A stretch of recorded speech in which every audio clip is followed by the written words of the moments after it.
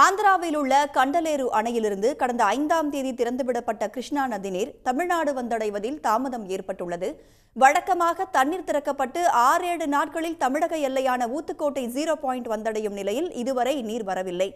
இதுகுறித்தான கூடுதல் விவரங்களோடு நமது செய்தியாளர் லோகநாதன் இணைந்திருக்கிறார். அவரிடம் கேட்கலாம். லோகநாதன், கிருஷ்ணா நதிநீர் வரதுல என்ன தாமதம்? அந்த தரப்புல இருந்து என்ன விளக்கம் சொல்றாங்க?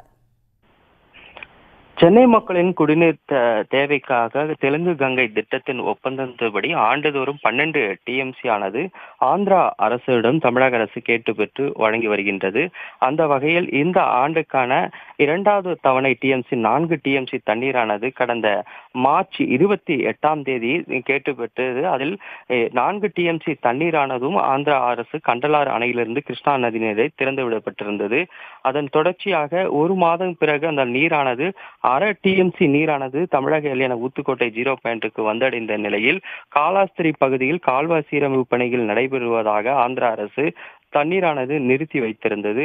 அதன் தொடர்ச்சியாக கடந்த மே 5ஆம் தேதி மீண்டும் தண்ணீரானது திறக்கப்பட்டிருந்த நிலையில் தண்ணீர் 6 அல்லது 7 நாட்களை எப்பவுமே 152 கிலோமீட்டர் வந்தடைந்து ஊத்துக்கோட்டை 0 பாயிண்டிற்கு வந்தடைந்து பூண்டி சத்தியமூர்த்தி நீர்த்தேக்கத்தில் தேக்க வைத்து சென்னைக்கு குடிநீருக்காக விநியோகிக்கப்படுவது வழக்கம். ஆனால் 5ஆம் தேதி தொடர்ந்து விடப்பட்டு 13 நாட்கள் கடந்த பிறகும் இன்னும் தண்ணீர் வந்தடைவது தொடர்பாக நேற்றைய தினம் ஆந்திரா அந்த காலாஸ்திரி பகுதியில் இருந்து சத்தியவேடு வரக்கூடிய தெலுங்கு கங்கை கால்வாய் ஆய்வு செய்ததில் அந்த கால்வாய் வழித்தடத்தில் விவசாயிகள் அதிக அளவில் ஆந்திரா விவசாயிகள் மின் மோட்டார் வைத்து நீரை உறிஞ்சி அவர்கள் விவசாய நிலத்திற்கு பயன்படுத்தி வருவது தெரிய வந்திருக்கின்றது.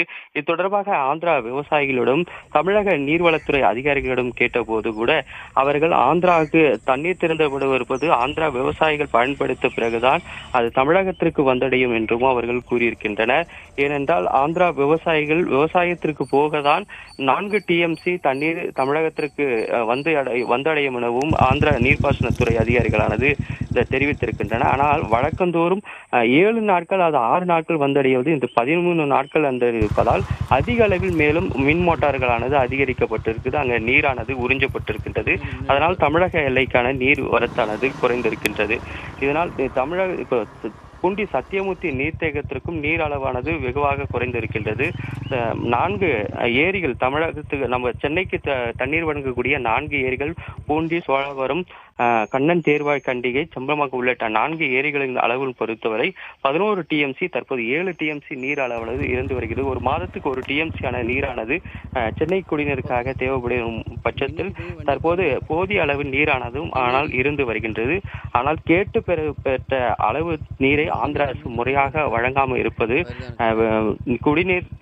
குடிநீர் தேவைக்கான நீரை பங்கிட்டு கொடுப்பதில் ஆந்திரா அரசு தற்போது அவர்கள் விவசாயிகள் இந்த திருட்டுத்தனமாக நீர் உறிஞ்சி எடுத்திருப்பது பெரும் அதிர்ச்சியானது ஏற்படுத்தியிருக்கின்றது.